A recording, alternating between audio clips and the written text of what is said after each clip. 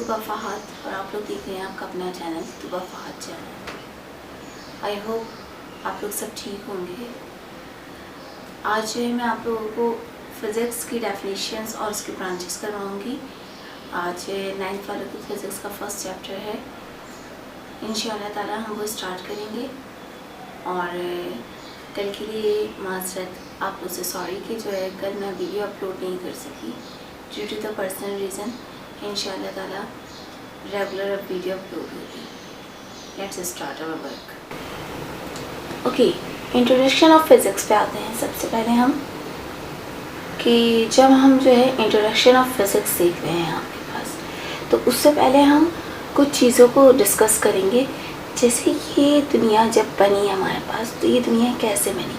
देखिए, as a मुस्लिम हमारा belief ये है कि ये दुनिया जब बनी है हमारे पास, तो अल्लाह पाक ने कहा कुन बी, तो ये बन गई। अब जब ये दुनिया जो है, कायनात जो है हमारे पास, जब इसके क्रिएटर ने कहा इसे कुन और ये बन गई, अब तो उसके लिए कुछ लॉज सेट किए गए कि जो भी कायनात की चीज़ें हैं, जो भी यूनिवर्स के अंदर हमारे पास पार्टिकल्स हैं, बॉडीज़ हैं, वो क्या करेंगी, एक ही लॉस को फॉलो करते हुए अपने तमाम काम परफॉर्म कर रही होंगी। एक ही लॉ को फॉलो करते हुए अपने तमाम काम क्या कर रही होंगी, परफॉर्म कर रही होंगी। जिस तरीके से आपके पास देखिए, सूरज एक टाइम से निकलता है और एक टाइम से क्या होता है आपके पास तुलू हो जाता है। जस्ट लाइक दैट मून जो है आपके पास एक टाइम से जो है आपके पास आता है। ऐसा नहीं होता बिफोर द टाइम वो आपके पास आ जाए और जो है आफ्टर या लेट कभी जो है आपके पास वो ओरूब हो जाए। This is not happen. उसकी वजह ये है कि आपके पास जो यूनिवर्स है उसके अंदर तमाम बॉडीज़ जो हैं आपकी, वो अपने अपने काम को परफॉर्म कर रही हैं और एक वक्त से कर रही हैं और एक दायरे में रह के कर रही हैं। सो ये जो वक्त पे परफॉर्म करने का काम है और जो हर पार्टिकल का, हर बॉडी का जो है काम है कि वो जो है अपना वर्क करे, अपने दायरे में रहते हुए करे, ये जो चीज़ आपके पास कहलाती है, ये कहलाती है law of nature. Law of nature, law of nature क्या है हमारे पास कि जितनी भी बॉडीज़ हैं, मास हैं हमारे पास, वो क्या करेंगे, अपना अपना काम अपने अपने मुकर्ररा वक्त पे जो है परफॉर्म कर रहे होंगे और उन लॉस को फॉलो करते हुए करेंगे जो उनके क्रिएटर ने उनके लिए बनाए हैं। So this is called law of nature. After particles of universe follow the law in its sustain its function। Her particle जो है कायनात का, वो एक लॉ को फॉलो कर रहा होगा ताकि वो अपना काम परफॉर्म कर सके। From the day of its creation, अपने दिन के बनने से, it's known as law of nature. Okay, देखिए अल्लाह ताला ने इंसान को बनाया। इंसान अशरफुल मखलूक़ात है, human is a best creature of Allah. Then आपके पास उन्होंने उसको ये क्वालिटीज़ थी कि उसके अंदर क्यूरियोसिटी है। He wants to know the nature, he wants to disclose, explore the things। उसके अंदर ये चीज़ है कि उसे क्या करना है, चीज़ों को एक्सप्लोर करना है, उसे चीज़ों को देखना है।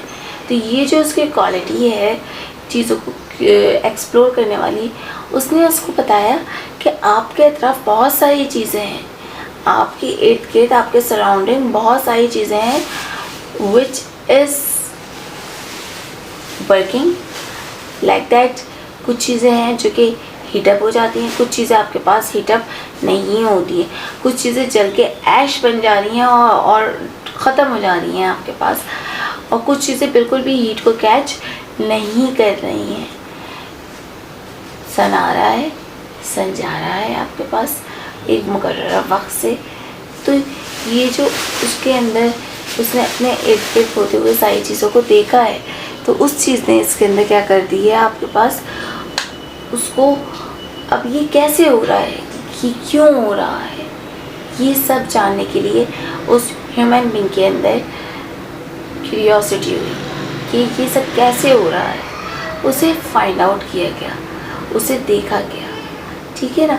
और उसकी उस क्यूरियोसिटी ने उसको बताया कि आप आपके पास मैटर तो है, लेकिन मैटर से रिलेटेड बहुत सारी एनर्जीज़ भी हैं। मैटर से रिलेटेड बहुत सारी एनर्जीज़ भी हैं। Let's talk about the sun. If you are talking about sun, तो आप सन के देखें कि सन जो है हमारे पास क्या कर रहा है, एक मैटर है। सन इज़ अ मैटर।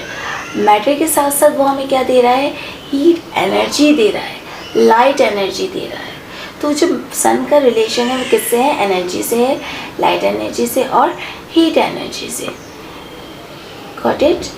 उसके बाद जो है हमने मैटर का रिलेशन देखा किसके साथ, सन के साथ, हीट के एनर्जी के साथ।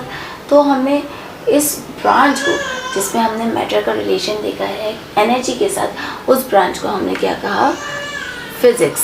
उस ब्रांच को हमने क्या कहा आपके पास, फिज़िक्स। हीट, सन की बात की गई थी कि सन जो है आपको हीट एनर्जी दे रहा है एंड लाइट एनर्जी दे रहा है। फोर्स, मैग्नेट लेते हैं तो उसके अंदर फोर्स होती है मैग्नेटिज्म की। ओके, कार चल रही है इंक्लाइंड प्लेन पे, it has a some fraction. जो बॉडी है आपके पास वो डाउनवर्ड अट्रैक्ट कर रही है, इट्स अ ग्रेविटी। ठीक है, सो ये वो फोर्स एनर्जीज़ हैं जो कि क्या है हमारे पास मैटर से रिलेटेड है। अब क्योंकि इतनी सारी जो है आपके पास डिफरेंट टाइप्स ऑफ एनर्जी है, डिफरेंट टाइप्स ऑफ जो है मैटर से रिलेटेड एनर्जीज आ रही हैं, तो साइंस ने क्या करा, ह्यूमन ने इन तमाम एनर्जीज़ को अकॉर्डिंग टू दियर नेम दिए ब्रांचेस को, और उसके अंदर क्या कर दिया, डिवीजन कर दी। तो सबसे पहले जो हमारे पास ब्रांच आ रही है वो क्या है, मैकेनिक्स। क्या आ रही है, mechanics. Mechanics it deal with the motion of object with और without reference of force.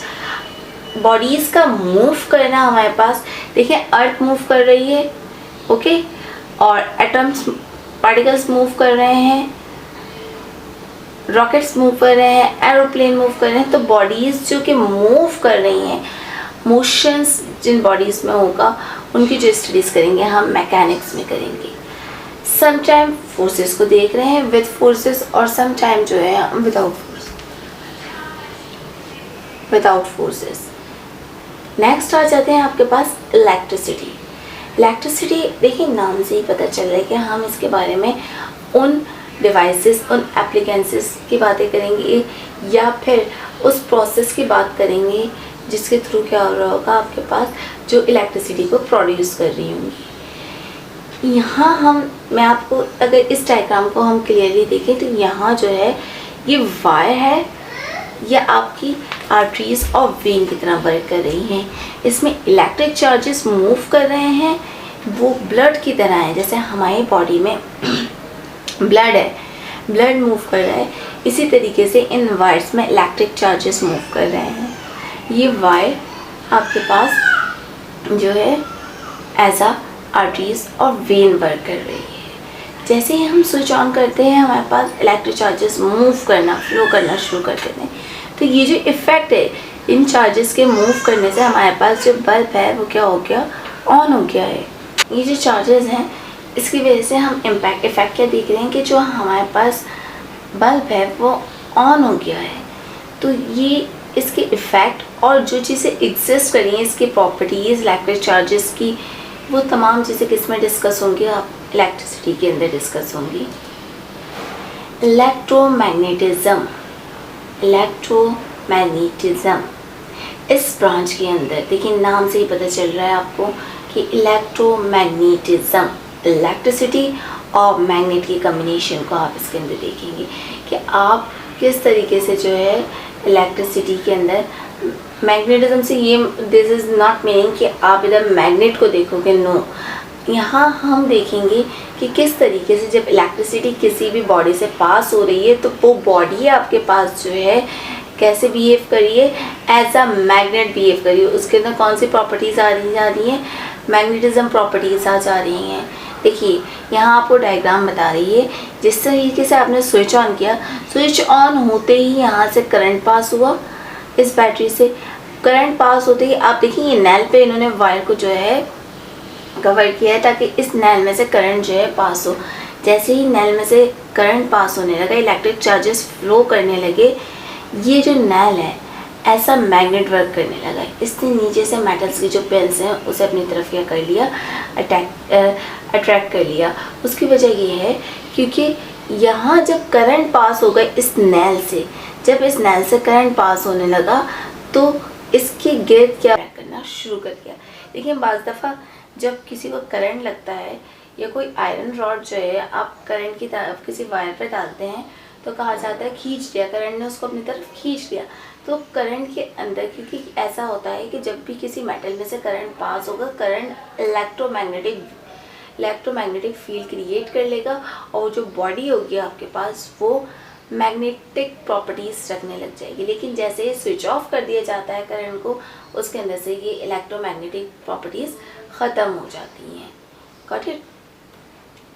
Electromagnetism is the physical interaction among electric charges. अच्छा, अब हम इलेक्ट्रोमैग्नेटिज्म में आप किसके बिटवीन रिलेशन देख रहे हैं?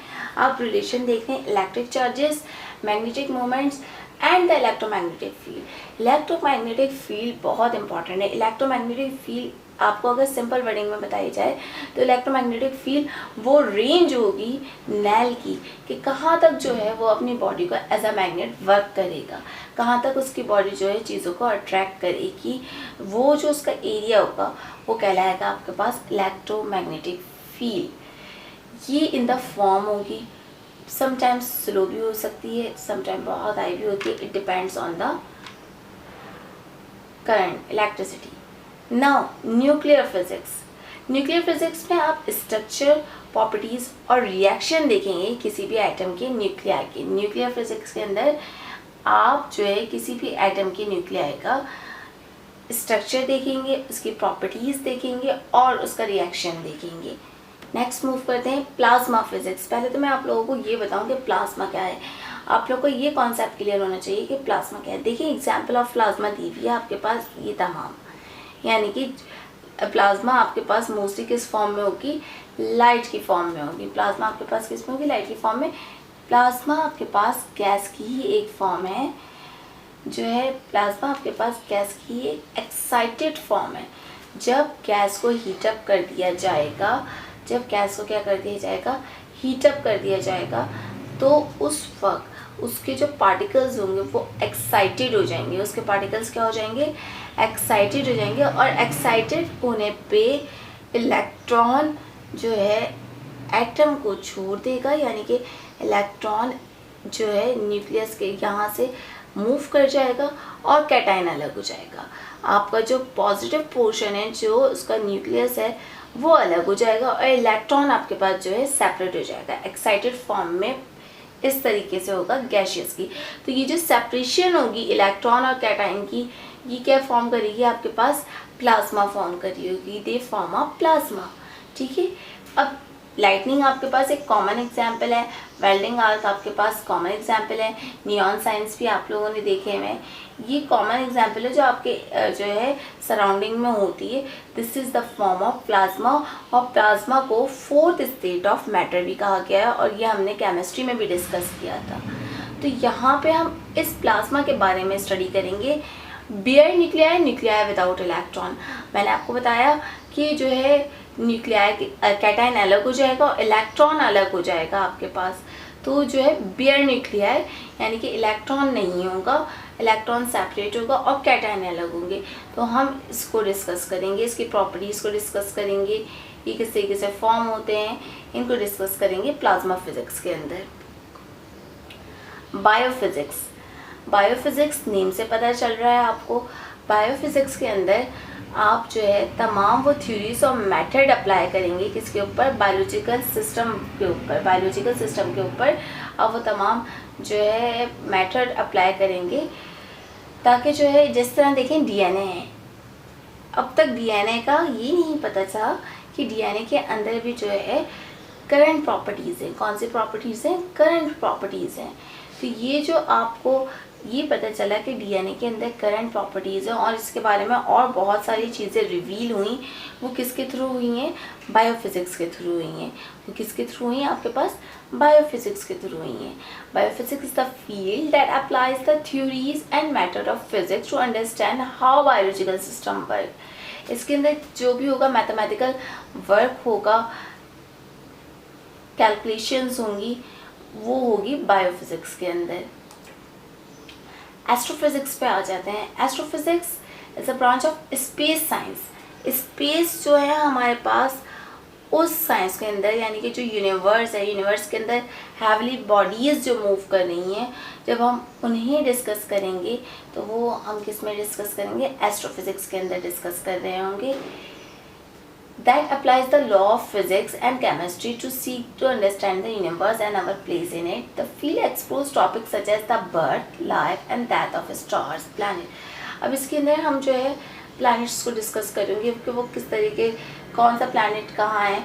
देखिए आपके पास डिस्कवरीज होती चली जा रही हैं, एक्सप्लोरेशन होती चली जा रही है, क्योंकि human is a curiosity, human has a property of curiosity.